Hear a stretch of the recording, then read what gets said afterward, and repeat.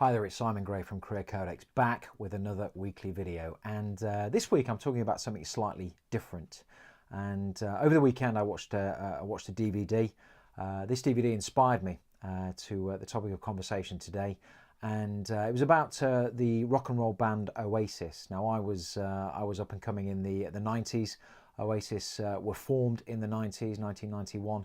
And this was really the music of my generation when I was a little bit younger, going out and about, and certainly a very important band back in the day for me. And they just launched their 20th, I think it's 20th anniversary or thereabouts DVD, which charts their history, where they came from, the massive success that they achieved in a very, very short space of time. So I was out shopping at the weekend, came across this, thought I'd buy it, thought I'd watch it, not really expecting to write a blog post, record a podcast or record a video on it, but really some important lessons, I think, from observing the messages and some of the challenges that they had, and translating those to business and job search success. So there were 5 key things that I picked up. Got my trusted iPad here. The first point that really came out was that they were prepared to stand out. And in the job market, it's important to stand out. In business, it's important to stand out. And if you think back to the 1990s, early 1990s, it was all rave, it was all house music. You know, gone were the days of the 5-piece band, the guitars, the drums, the vocalist, keyboard player, whoever else. And Oasis were doing that without the keyboard player. And they were something different. You know, if they wanted to make money, if they really wanted to achieve success and blend in back then, what they would have done is started a rave group or a house music group. But no, they wanted to do rock and roll. So they stood out. And while they didn't get the attention of the masses first and foremost, by sticking to what they were good at, sticking to their message and communicating that message to their audience, they eventually got there. And of course, as I said, you know, they spoke to a generation, and 20 plus years on, are still held in high regard as one of the greatest British rock bands of all time.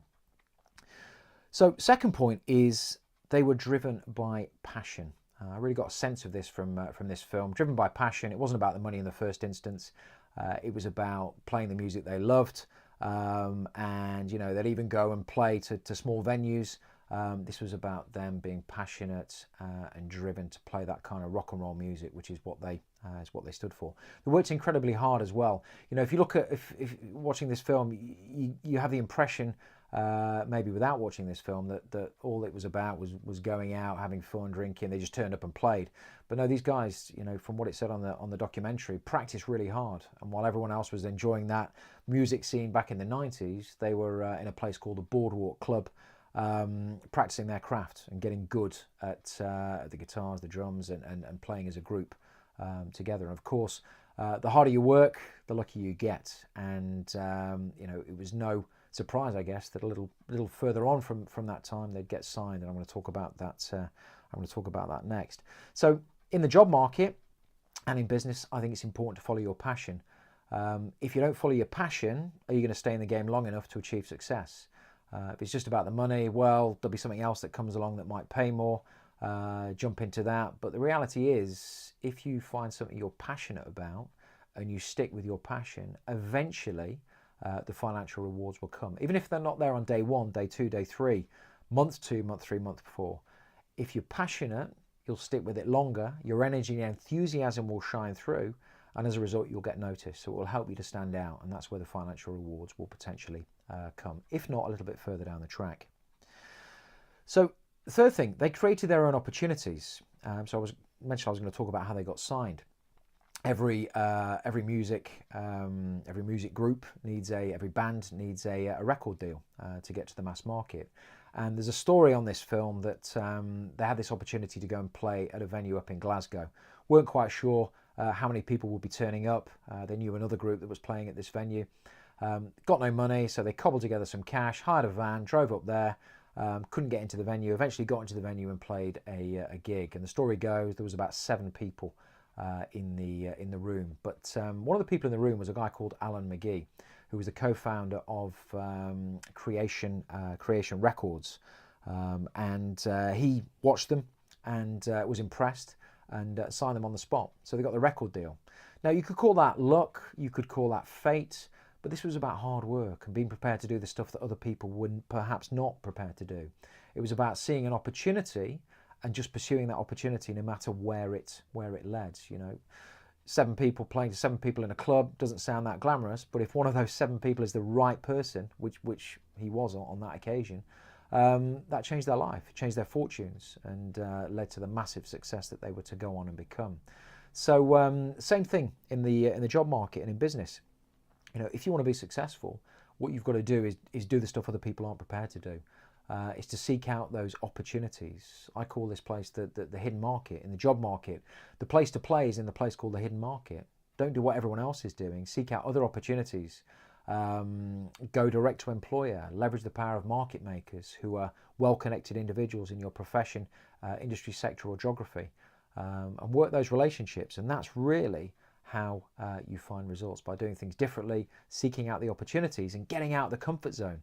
That's an important part of any successful job search. Being prepared to put your personal brand out there, communicate your message to people you don't necessarily know. And, you know, it only takes one person to be the right person, the right place at the right time. For me, it's not luck, it's not fate, it's about hard work paying off. And that certainly was the example for Oasis in how they got signed and how they got their record deal. 4, we all face adversity. And what Oasis did was they used adversity to their great advantage. You know, life is full of ups and downs, and quite often it feels like there's more downs than ups sometimes. But it's those down times that can be fuel to the fire. And there's a story about when Oasis went to try and crack America.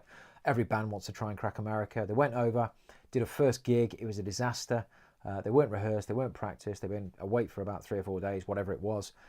So it was a disaster. And Noel Gallagher, who was the principal songwriter for the group, decided enough was enough and just went AWOL and flew across to the other side of America, disappeared. That was it. That was the end of the band as far as he was concerned at that time.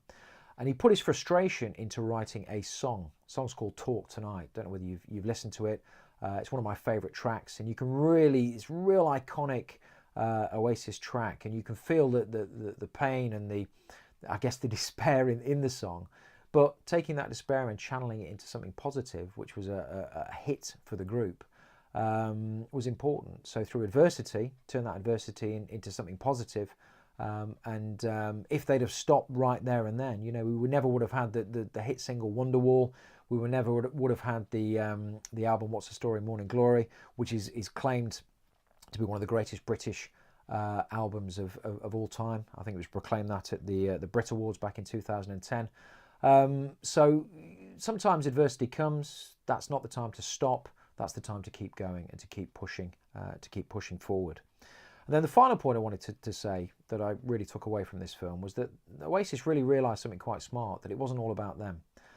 If you look at the public persona, the swagger, the kind of arrogance of certain band members in the group, you might be led to believe that's what it was all about. It was all about them. But one of the last things they talk about on this film is the fact that they realised that, you know, it was about the fans, it was about the audience, and it wasn't necessarily about them. It wasn't necessarily about the band. It wasn't necessarily about the music, but it was how the music made people feel. It was that emotional connection that they got with their audience.